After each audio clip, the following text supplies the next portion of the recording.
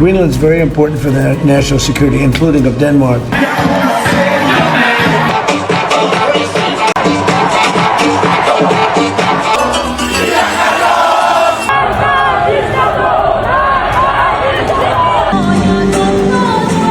Thinkable is one step closer. বিশ্ব রাজনীতিতে একের পর এক ঘটছে নাটকীয় ঘটনা। ভেনেজুয়েলার স্বৈরশাসক মাদুরোকে তুলে নিয়ে যুক্তরাষ্ট্রে বিচারের মুখোমুখি করা, ইরানে সরকার বিরোধী ব্যাপক প্রতিবাদ বিক্ষোভ ও হত্যাযজ্ঞের মধ্যেই জোরে সোরে আলোচনার কেন্দ্রে আছে গ্রিনল্যান্ড। বিশ্বের বৃহত্তম এই দ্বীপটির 88 থেকে 90% মানুষই Inuit indigenous peoples. President Donald Trump যে কোনো মূল্যে ডেনমার্কের এই স্বায়ত্তশাসিত অঞ্চল গ্রিনল্যান্ডকে মার্কিন যুক্তরাষ্ট্রের সাথে যুক্ত করতে চাইছেন। ডেনমার্ক ও গ্রিনল্যান্ড এর বিরোধিতা করলেও গত 14 জানুয়ারি ওয়াশিংটনে ত্রিপক্ষীয় বৈঠকের পর সামনের দিনগুলোতে উচ্চ পর্যায়ে আরও আলোচনা চালিয়ে যাওয়ার ঘোষণা দিয়েছে। আসলেই কি যুক্তরাষ্ট্রের সাথে যুক্ত হচ্ছে গ্রিনল্যান্ড? আজকের কন্টেন্টে আমরা এর উত্তর খুঁজব। হে কোবাহাই টালিসবা মিংলাবা কলংখা জুজু নমস্কার। ইন্ডিজেনাস এক্সপ্রেস চ্যানেলে স্বাগত জানাচ্ছি, আমি মান্দেরি কস্তা। কেন যুক্তরাষ্ট্র গ্রিনল্যান্ডকে যুক্ত করতে চাইছে? এর কয়েকটি কারণের মধ্যে রয়েছে। প্রথমত, গ্রিনল্যান্ডের একপাশে যুক্তরাষ্ট্র ও কানাডা, আরেক পাশে রাশিয়া ও ইউরোপ। এর আয়তন 21,66,000 বর্গ কিলোমিটারের বেশি। এই ভৌগোলিক অবস্থান গ্রিনল্যান্ডের ভূ রাজনৈতিক গুরুত্ব বাড়িয়েছে। যুক্তরাষ্ট্র বলছে রাশিয়া বা চীন গ্রিনল্যান্ড দখল করুক, সেটা তারা চায় না। And the problem is not a thing that Denmark can do about it if Russia or China wants to occupy Greenland, but there's everything we can do.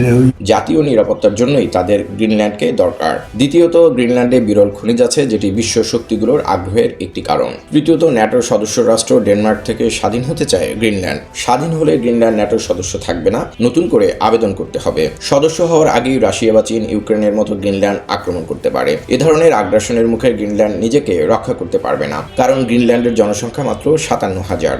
এটি যুক্তরাষ্ট্রের মাথা ব্যথার বড় কারণ। বার্তা সংস্থা রয়টার্স এক প্রতিবেদনে জানিয়েছে 1979 সাল থেকেই গ্রিনল্যান্ডের স্বাধীনতার প্রক্রিয়া শুরু হয়েছে। তাই যুক্তরাষ্ট্রের সাথে গ্রিনল্যান্ডের অন্তর্ভুক্তির বিরোধিতা করার মতো ততটা শক্তিশালী ভিত্তি ডেনমার্কের নেই। গ্রিনল্যান্ড কোথায় নিরাপদ? গ্রিনল্যান্ডের অধিকাংশ মানুষই ইন্ডিজেনাস পিপলস।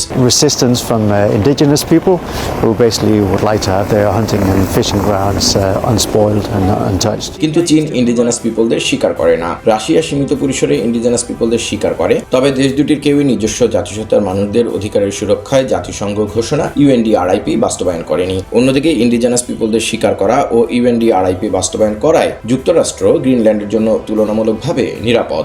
গ্রিনল্যান্ড কি সত্যি যুক্তরাষ্ট্রের অংশ হচ্ছে? শুধু ট্রাম্প নন, আগে অন্য মার্কিন প্রেসিডেন্টরাও গ্রিনল্যান্ডকে যুক্ত করতে চেয়েছিলেন। ট্রাম্প সম্ভবত তার বর্তমান মেয়াদেই গ্রিনল্যান্ডকে যুক্তরাষ্ট্রের সাথে যুক্ত করতে চাইছেন। যদি এটি রিপাবলিকান পার্টিরও নীতি হয়ে থাকে, তাহলে আজ হোক বা কাল হোক গ্রিনল্যান্ডে যুক্তরাষ্ট্রের সাথে যুক্ত হতে যাচ্ছে, এটি প্রায় নিশ্চিত। গণমাধ্যমগুলো বলছে জনসমর্থন পেতে ট্রাম্প প্রশাসন গ্রিনল্যান্ডের প্রত্যেক বাসিন্দাকে $1 লাখ পর্যন্ত অর্থ সহায়তা দিতে চাইছে, যাতে খরচ হবে $570 কোটি।